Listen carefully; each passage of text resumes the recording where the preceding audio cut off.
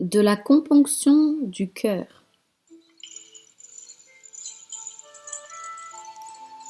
Si nous voulons faire quelques progrès, conservons-nous dans la crainte de Dieu et ne soyons pas trop libres, mais soumettons nos sens à une sévère discipline et ne nous livrons pas aux joies insensées.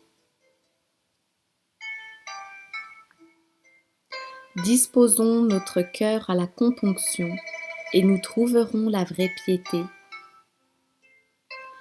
La componction produit beaucoup de bien que l'on perd aussitôt en s'abandonnant aux vains mouvements de notre cœur. Je rappelle que la componction est le fait d'être triste, d'avoir offensé Dieu. La tristesse produite pour avoir offensé Dieu. Chose étrange qu'un homme en cette vie puisse se reposer pleinement dans la joie lorsqu'il considère son exil et à combien de périls est exposée son âme. À cause de la légèreté de notre cœur et de l'oubli de nos défauts, nous ne sentons pas les maux de notre âme et souvent nous rions vainement quand nous devrions plutôt pleurer.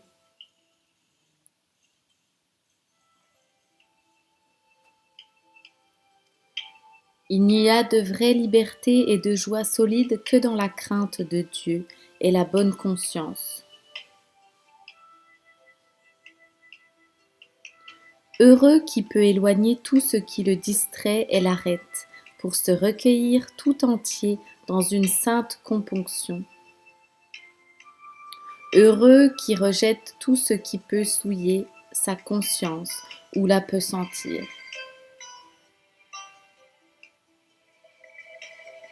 Combattons généreusement. On triomphe d'une habitude par une autre habitude. Si nous savons laisser là les hommes, ils nous laisseront bientôt faire ce que nous voulons. N'attirons pas à nous les affaires d'autrui, et ne nous embarrassons pas dans celles des grands. Que notre œil soit ouvert sur nous d'abord, et avant de reprendre nos amis, ayons soin de nous reprendre nous-mêmes.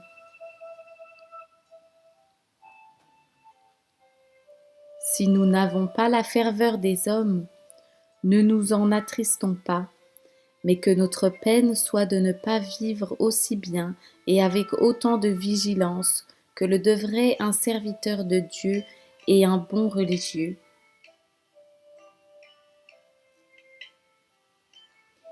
Il est souvent plus utile et plus sûr de n'avoir pas beaucoup de consolation en cette vie, et surtout de consolation sensible. Cependant, si nous sommes privés des consolations divines, ou si nous ne les éprouvons que rarement, la faute en est à nous, parce que nous ne cherchons pas la componction du cœur, et que nous ne rejetons pas entièrement les vaines consolations du dehors.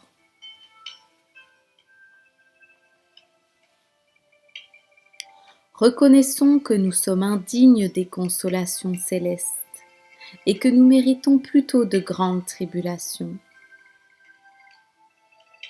Quand l'homme est pénétré d'une parfaite componction, le monde entier lui est alors amer et insupportable.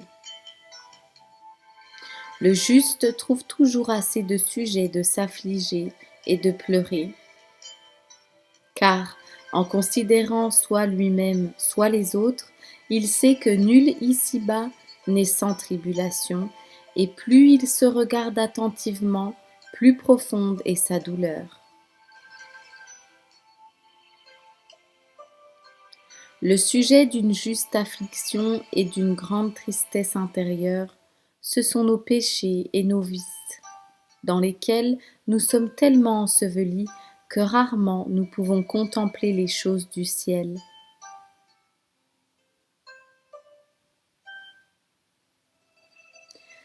Si nous pensions plus souvent à notre mort qu'à la longueur de la vie, nul doute que nous aurions plus d'ardeur pour nous corriger.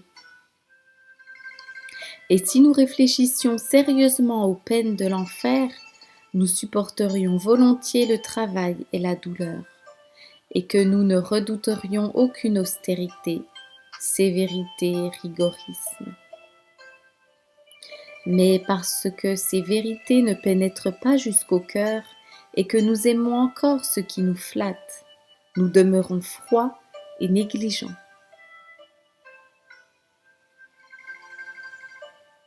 Souvent, c'est langueur de l'âme.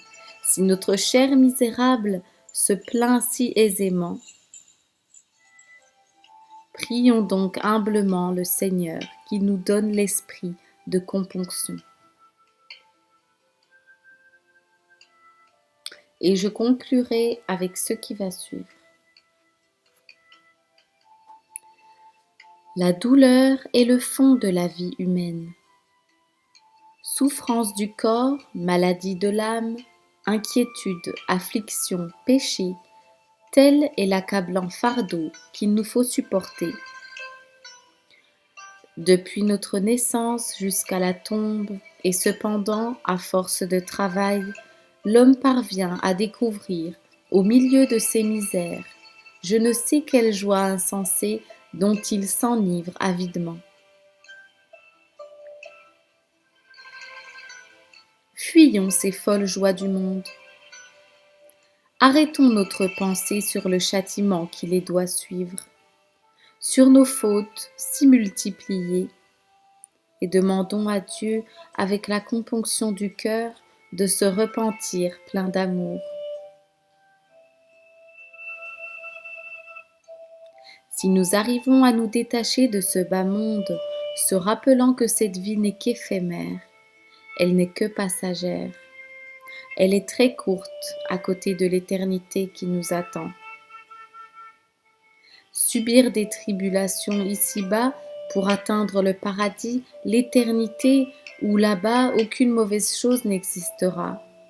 Je crois que ça vaut largement le coup.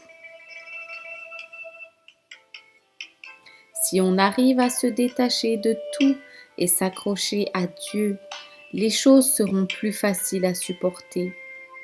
On en vient donc à appliquer le premier niveau du tawhid, qui est de s'oublier soi-même, de ne plus se voir et de voir que Dieu. Faire que ce que Dieu nous commande de faire.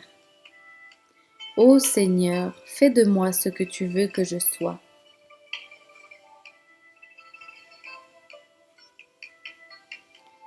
À bientôt, chère lumière, que la paix soit sur vous.